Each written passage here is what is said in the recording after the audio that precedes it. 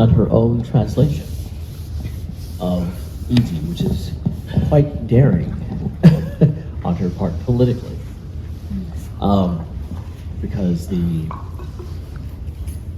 Japanese hold Dogen quite close to the chest, and are usually not willing to authorize translations other than by those they select to do the translation.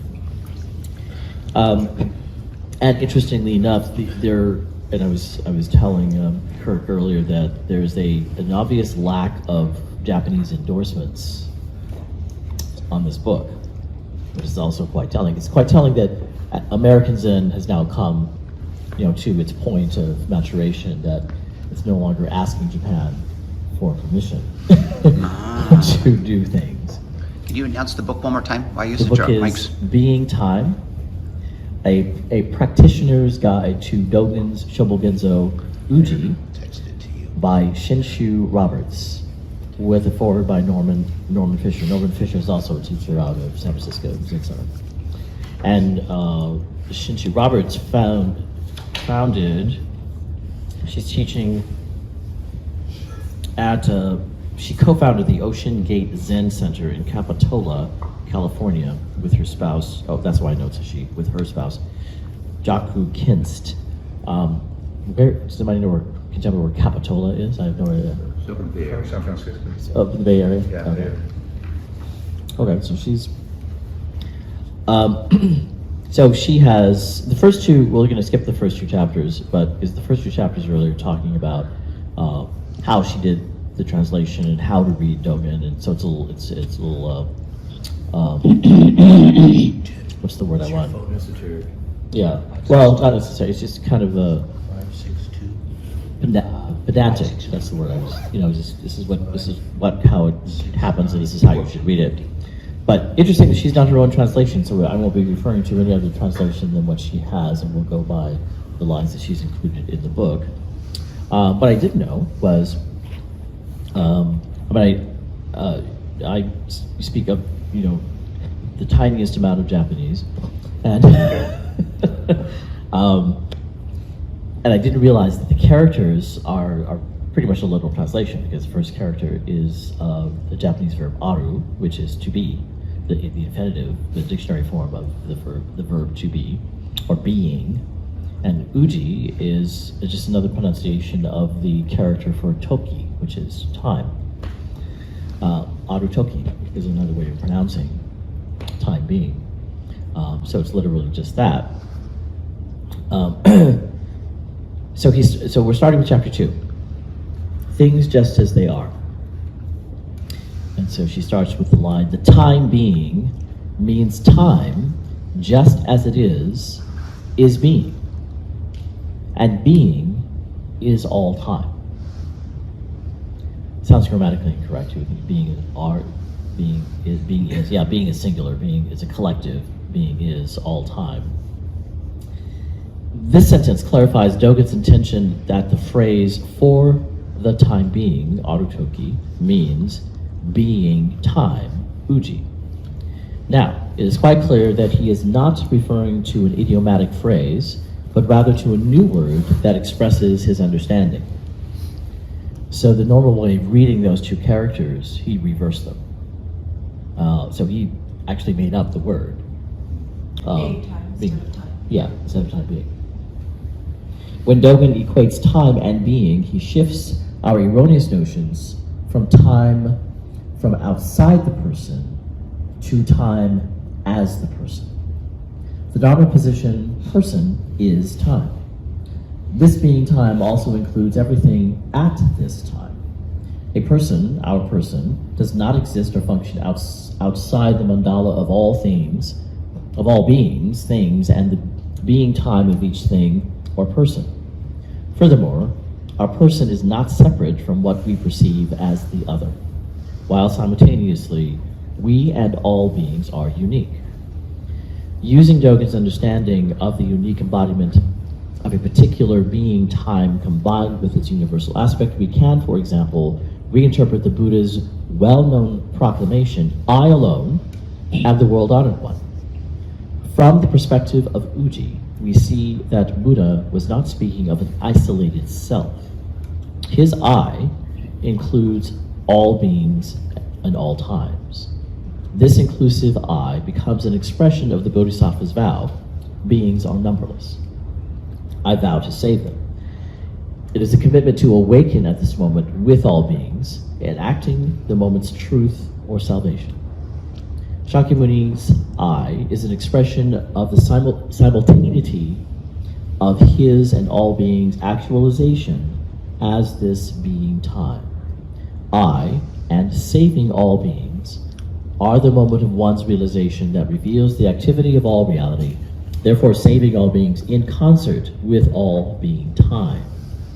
The Bodhisattva's ardor to awaken with all beings happens within the context of the activity of each being's time. This is the practice of the statement, the time being means time just as it is being, and being is all time. Got that? There's a quiz. Immediately following.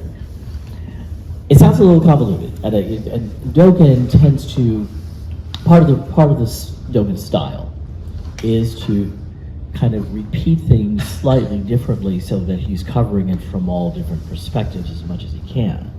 So he's not allowing any escape or loophole in what he's trying to say. So that, I mean, it's, what I'm liking about her approach is that you don't get caught up in the kind of the esoteric ideas of what is or is not time, whether it actually exists, whether it's linear or other, because we have all of these questions. Do we really know what time is? And it doesn't matter, because we're not separate from it. Whatever it is, however we define it, however we want to, or whatever mental gyrations you want to go into about time, we are inextricably one with all beings, all people, all things, all animals, and all time. And we are the what is created by all the dependent conditions that are arising, and we are the dependent conditions out of everything else that arises. So we're constantly in that. There's no way out of it, which presents kind of a level of accountability and responsibility, and a level of freedom, all at the same time. So I loved her reference to the mandala, because I thought that's the perfect reference to kind of how life happens. You've all seen mandalas as they're created by usually Tibetan Buddhist monks. There was one at Lakma not too long ago. Like sand painting. Yeah, the sand sand paintings. mandala. Sand mandala, not Yeah. the paintings. Oh, right, sorry, the sand mandalas. So you have you have sand, which is how it all starts out. Could be the metaphor for emptiness. And somebody takes that sand, makes it all kinds of different colors, and then puts it all into this beautiful shape on a table. It's really quite intricate, and I have no idea how that happens, but somehow it does. It takes a few days for a group of people, all of whom seem to be working together in sync, to make this beautiful mandala that's on the table. And at the end, they sweep it away. And it returns to just being undifferentiated sand. It's once again this return to the emptiness. The sand is still there, it still has potential to be something else, but it's no longer that particular picture, that particular design. And it never will be again, because there are no two mandalas that are ever alike. I remember doing that with Play-Doh. At the end, you glue it back together. Yes, right. Especially if you have different, because I remember I had several cans of Play-Doh that were different colors, all the primary colors, and you know, after a while it became one great big ball of mess that somehow disappeared. I think my mother got tired of it, you know, being all over the place, and so Yeah, what happened to all that Play-Doh we I had? know that I had it. Just, I'm sure my mother snuck in and put that in the trash. Asking all little kids to separate it out into little colors again. Oh, can you imagine? That happened. Yeah. So this is you know, this, you know, I remember the first time I heard this, and it was there is a 10-part series of talks given by Maizumi Roshi that is, I think it's still available, in which he goes into a tremendous amount of detail about, you know, Uji, because it's really quite this pithy work of many of his pithy works. It's the most difficult to understand, and probably because, you know, I'm somewhat resistant to, because I've always known, you know, trying to feel time. You know, I mean, I can feel, you know, my body, my eye, ear, nose, tongue, body, mind, everything that the Heart Sutra says doesn't exist. But that's there and it's functioning, and I also know that it's pretty empty. It comes out of the conditions, and it's going to go back to whatever it was before. Time is this amorphous thing that has never been clearly defined for me.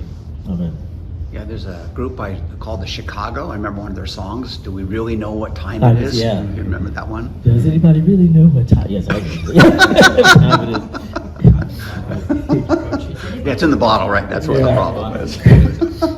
Great trumpet section in Chicago had back in the day. Time is on our side. Rolling Stones. Yeah, so trying to even just, you know, and then you get to quantum physics and Einstein, and then it gets even just ridiculous. I can't even wrap my hand around, because, you know, time is relative. So in a way, that's an interesting concept, that time passes differently for someone even at sea level than someone who's standing on top of a mountain. And as you travel out in space, and they have the theory that if you're traveling at the speed of light, you come back to Earth in whatever amount of time, you're the same age, but everyone else is aged, you know, whatever number of years. So this whole concept of time is just, you know, like, what is it? And it's the only dimension in which we seem to only be able to move one direction. But I think that's not what.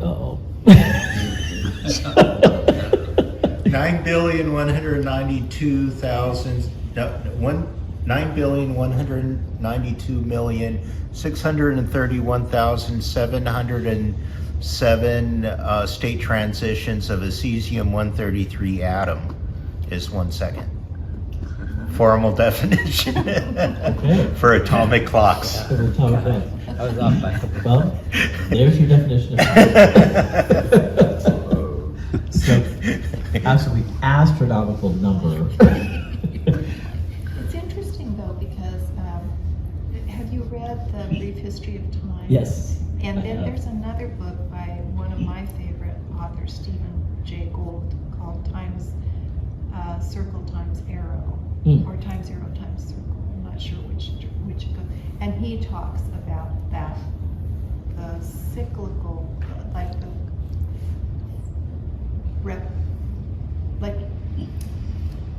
the infinite, never-ending aspect of time, where it's not one directional. But Yeah, but it's happening, and I you know, I believe, this is my personal belief, I think I've said it to this group, that I believe that all time coalesces right here, right now. That we are all time, past, present, future, right here, right now.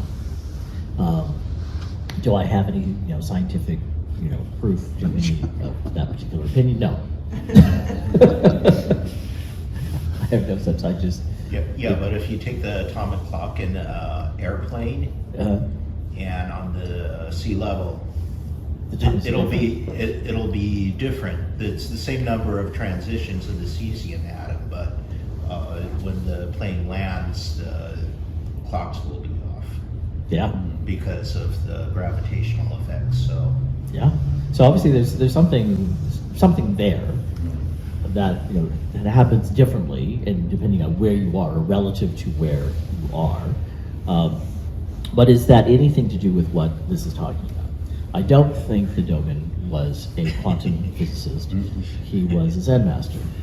So this was it was not his point. He was not trying to define time. He's trying to get us to realize and own ourselves as time, that we're not separate from it, and that we're not separate from anything. It's already, by the time he writes Uji, that's what I got this book out for, was the date that Uji was written. And then I forgot to look. Okay, so Uji is kind of midway in his, well, it's kind of late in his career. So this was given the first day of the winter, first year of Ninji, which is 1240. He wrote this, or it was a talk that he gave. So he died in 1252.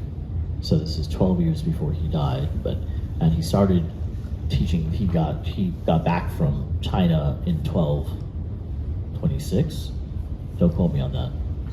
So he officially started teaching when he's 26 years old, up until he's 50, 52, 51. So this is kind of in the middle of that time when he's grappling with this subject, and he's got all kinds of. The Shobogenzo is maybe halfway done by this time, so halfway through finishing his monumental work, Uji appears. So he's already taking care of Zazen, and he's taking care of the kitchen, and he's taking care of the monastery. I'm just thinking these are all the works that preceded this, and he's now beginning to get a little more esoteric in what he's teaching. And this, I believe, this is before everyday activity, which is when he really brings teaching down to your life. Being a Zen is just your life. I think everyday activities in this book. Everyday activity, or maybe not, 124. Well, it's later in this book, but I think this book is pretty chronological. So this is maybe a step toward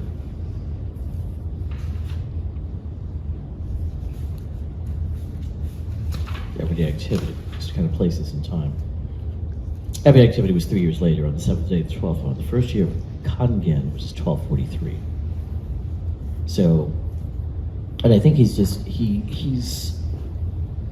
slowly encompasses all aspects of life as in the Shobogenzo. It's really a very complete work in that sense. That by the time he's done, he has stripped you of the possibility of being separate from anything at all, and which is pretty monumental. And he does it very carefully and very, very precisely. As he goes through it, he's doing the same thing with time in this particular facet. So I'm appreciating that it really is. It starts out with this very practical thing. You are time. I am time. Time is not something that is happening to me from the outside. It is not something that is controlled. I mean, certainly the way we use time is really, it's a measure of distance, because it's a measure of how many how long it takes us for the Earth to spin, and in relation to the sun. But all these bodies, these universal bodies are moving constantly. So our solar system, our galaxy, is spinning, and we're on the outside of this galaxy, and within the galaxy there are these various solar systems that are also spinning, and then each planet within the galaxy is spinning. So there's all this dizziness going on that we think is necessary to try and measure in some way, and so that's what we call time. But it really isn't, that, because now the minute you try to define something, the minute you make a concept, you automatically raise up what it isn't.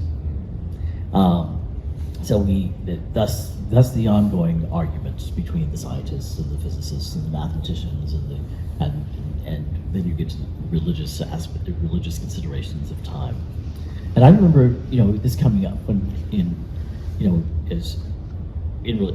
the Christian school that I was raised in, because the kids wanted to know. Because I guess there's some text in the Bible, and I don't remember what it says, but it says it will take us a week to get from earth to heaven, wherever heaven is. And I remember that coming up, and that was the question: is why so long? No bullet trains. Yeah. Checkpoints. Well, and the answer is that it was deliberate, because God created the earth in 7 days, and so it's going to take that same amount of time for earth beings to get from earth to heaven. Does that make any sense to me today? No. But it seemed to satisfy the children in the class, Right. that we were just being told this is part of God's plan, so don't worry about it. But now as we expand our exploration of space, and with the that exploration, you can't do the exploration of space without the exploration of time, because space and time seem to be intrinsically linked in some way. And I was all my Star Trek episodes having to do with time and how it works have been playing in my mind as I've read through this. So, but I'm having to remind myself that those have nothing to do with what Dogen is trying to talk about. He's simply placing you in you, placing what you are and all the things that make up what you are not separate from. You are those things. You are time. You are space. You are what you consider to be other. If famous saying, I think it was Zen Master Po, who said, "If I know myself, I am you." So there is not this separation that even though we perceive it, it is really, it's not real. And we do know that on some level, all of us sitting in this room are exchanging, atomic particles and germs. So by the time, we leave this room, we will have become, pieces of each other. And that happens all the time. And there's no getting out of that. There really is no way to separate ourselves from the conditions that we are in. So that's just a reminder. It is right here, right now, just this. All the Zen cliches that you hear over and over again, that is what time is, and we are time. Time is being. Being is time. And there's no way out of that relationship. And it's very, very intimate in that, because it also it takes away the excuse, the victimization of I'm late again because something outside of me caused me to be late. This week there was this huge, almost yelling match between myself and the union because someone had called, because they have this bank of hours that they can use. It's called emergency life balance. Someone had called and said they wanted to use emergency life balance because they had overslept. And of course the manager is like, well, how is that an emergency? And the union is like, you have no right to tell that employee that was not an emergency. You are not authorized to make that determination. And I'm like, oh, God, this is a waste of time.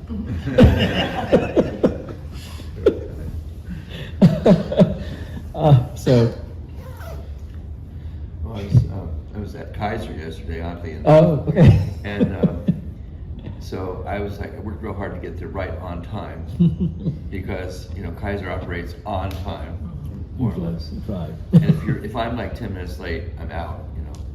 So I go and I have another appointment to go to after Kaiser, but I allow plenty of time. Yeah. And then I get there and I wait. The doctor's like 40 minutes late with the appointment. So I finally go in and see him. He's a nice guy. He's, you know, I mean, he's just anyway.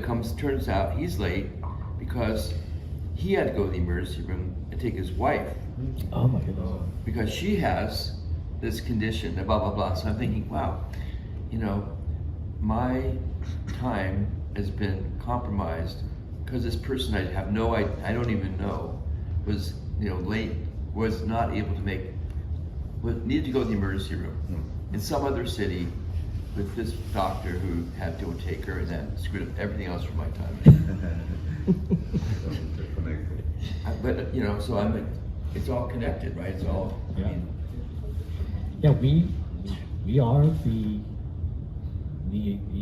embodiment of the conditions that are happening right here, right now. And you know, we want to maintain this isolation, this perspective of I as separate, even from time. That, you know, that way you have someone to blame for, or you can be grateful for. But we still have this concept that we're victims in some way. Life is acting upon us, you know, from the outside. It's never our fault.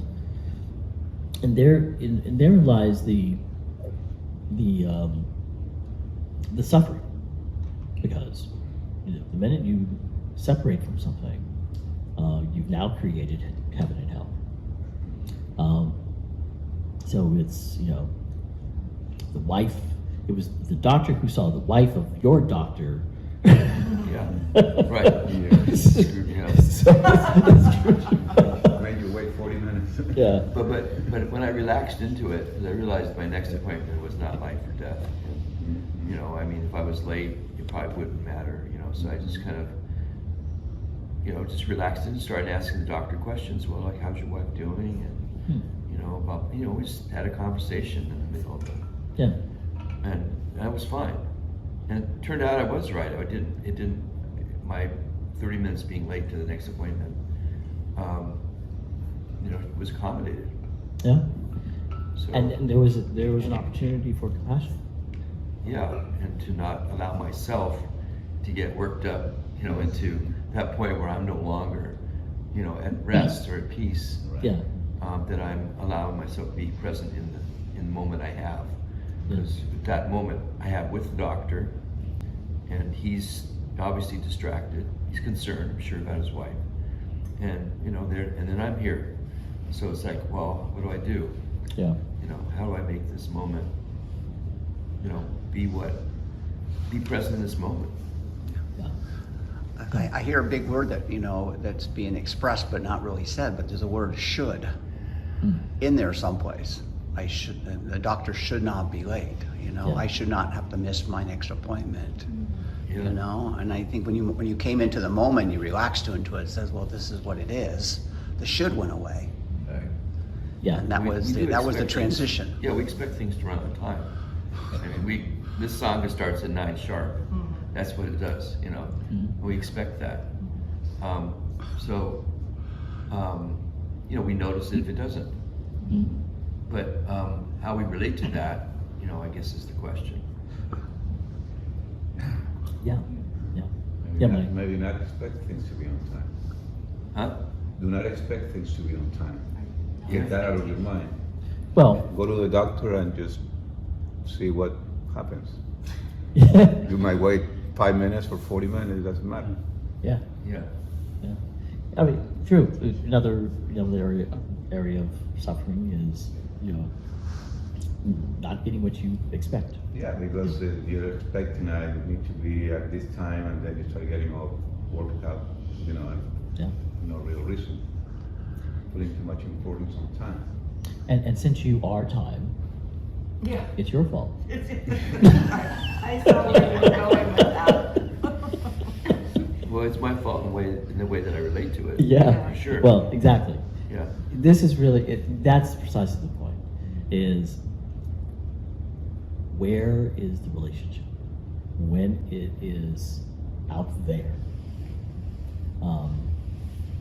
Then it becomes this othering that we do. It becomes a problem. It becomes a problem. It becomes something that we have to fix or change or be different with. When it's us, when it's, wherever I am is perfect. Whatever time I arrive, that's when the party starts. Yeah, if somebody says you can't be late twice. So enjoy being late, Well,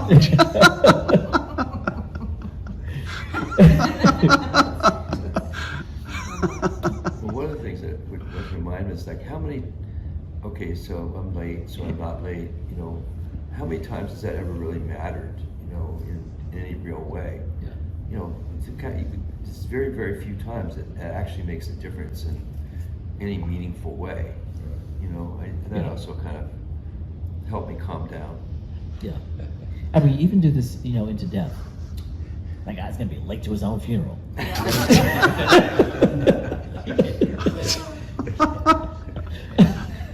rush it. Don't rush Yeah. it. What does that even mean? Take your time. Yeah. So we do have this very bizarre relationship with time, Yeah. and it becomes very But also that's a very American thing, because Yeah. in some other cultures, Oh, yeah. it's not like, I'm from Latin culture, so somebody says, okay, let's get together tomorrow, happy hour or whatever. Okay, what time? 5. yeah. Show up at 7 is fine. Still going. Yeah, Yeah. no problem. Well, I was raised, with then it was called CP time. Now it's called BP time because we used the word colored back then. So it was colored people's time. It was always just late. Yeah. It's just whatever. Actually, last night we had a little gathering and we were talking about the same thing that in American culture. I was talking to this guy from Argentina, which they like to get together, a lot of very sociable people, and we were laughing at the concept of that when you're going to have a gathering here, they'll say, okay, we're going to have this from 4 to 8. And at 8 o'clock, you're expected to get up and go. But what he was saying in his country, there's no end. Yeah. It's from 4, there's not even a time, just that we're just going to get together. Yeah. It could be all night, all day, who Oh. knows? Nobody is, so it's a mindset, I think, too, Yeah. how you approach it. True. And our relationship with time historically changed when we created mechanical clocks. And we were then able to unify people's time, because before then it was sundials or whatever it was, and those sundials told whatever time it was where that happened. So the sun would shine, and trying to get people to agree on what time it was from different areas was very difficult. I remember I was reading this whole article on railroads and trying to synchronize, departures and arrivals at stations that were, hundreds of miles apart, because each different district had a different time. And so trying to unify that. So here we are again. I think that Uji again breaks up this concept of mechanical linear time. It is contrived. It certainly has its good things, good purposes, and its bad purposes, but it's not real, and that's where we get into trouble. Where we try to other time, we create all kinds of havoc, and a plane gets delayed or gets tied up in one hub, throws the schedule off. The whole domino effect of what it does to time is, completely. Yeah, it's a useful tool. Yeah. But it's not the being. Yeah, it's not the being. So so all of that is, so we're going to, take as we delve into this fascicle. This is take on the willing suspension of what you believe time is. and hear it from Dogen's point of view. Yeah. Well, I think we have to agree that time is important, though, Oh yeah. because can you have life without time? No, it's not separate from life at all. But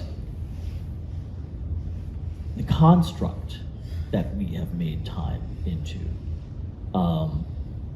has its problems, and I think is not the same time that Dogen is talking about.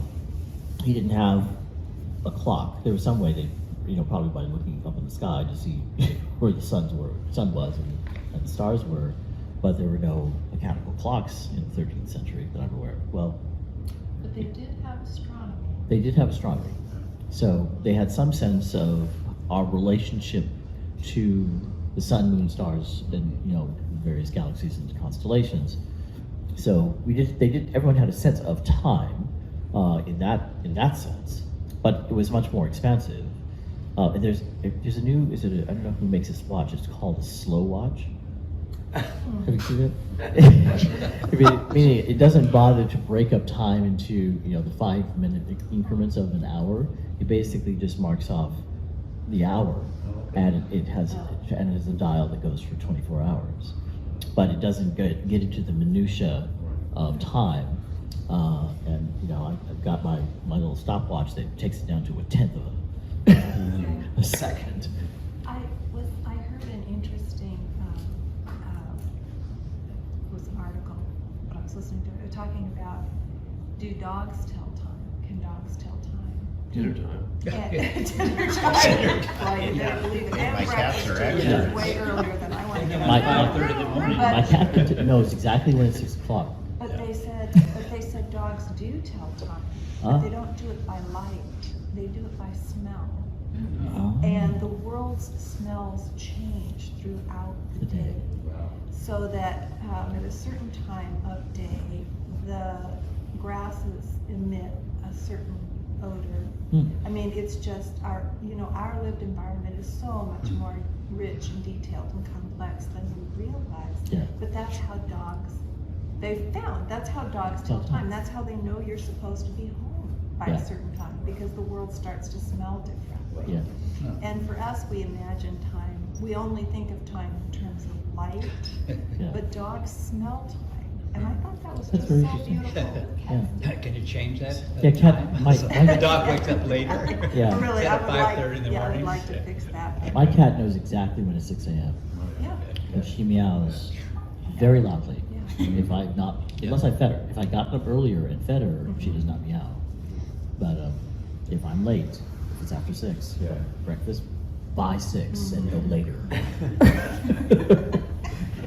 That's it. So we're gonna take the willing suspension of mechanistic time, because that's really not what this is. And also go on this trip with Robert's sensei and see what she has to offer. She has a slightly different perspective and a much more practical approach than I've seen with other interpretations of time, and which is one of the main reasons I do this practice. It's for its practical application. How does this work in my everyday life? What about this practice makes my everyday life better than it would be otherwise? So, new interpretation. This is her interpretation of Uji. So she has gone through, she reads the Japanese, and this is her translation of it and her. So this does not make it right or wrong. It's just, Ms. Roberts' interpretation. And we'll see what you do with it. You get to decide what you do with this. The poem itself is really quite beautiful, and there are several different translations of it. And they all read slightly differently, which is interesting. And it kind of changes, there are shades of difference between those translations that you can garner just from reading it interpreted by different translators. The one that we use most commonly is this Tanahashi. Yes, this is the Tanahashi translation in Moon in the Dewdrop. That's the one that's used by this our lineage more than others. So, okay. So if you want to, you don't have to, but this is the book we're going to go through if you want to pick it up.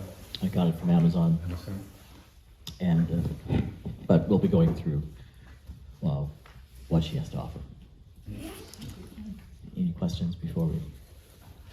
Boris? Yes. Oh, yeah, I was kind of say on your 7 days to get to heaven. Yeah.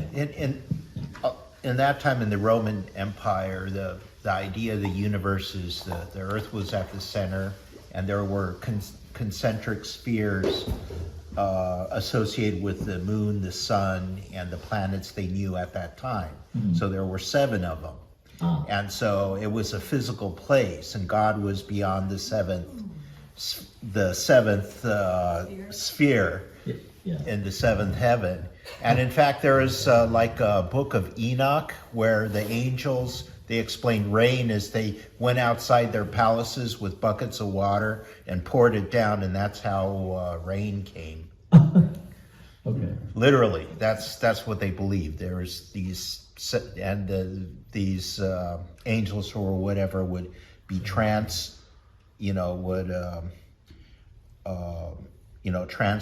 and go between these shells that we see. Did it take them 7 days to get? Seventh heaven. Probably that's what 1 day for each sphere. Yeah. So that's how they actually viewed the universe at that time. Yeah. And we're kind of stuck with that in some belief systems, at least, Yeah. I was acknowledging also it. baffled by the fact that we would layer on the concept of time onto something that's supposed to be eternal. That's just weird. So why would something that's eternal need any sort of concept of time? It's the 7 day creation. It's like, well, does it matter if it was 7 days or 7 billion years for someone who's eternal? That day is how long it takes us to go around the sun, but not. Yeah, well, it goes without saying is we interpret these things on how we see the world today, but Yeah. like I talked about how they viewed the world in the first couple centuries AD, and that was different before. Like in Babylonian times, the world was absolutely flat, and the reason the sky was blue is that was water. So there was an ocean above us because, well, it's blue just like water. And so that's how they explain floods and other things, is the waters above joined with the waters below.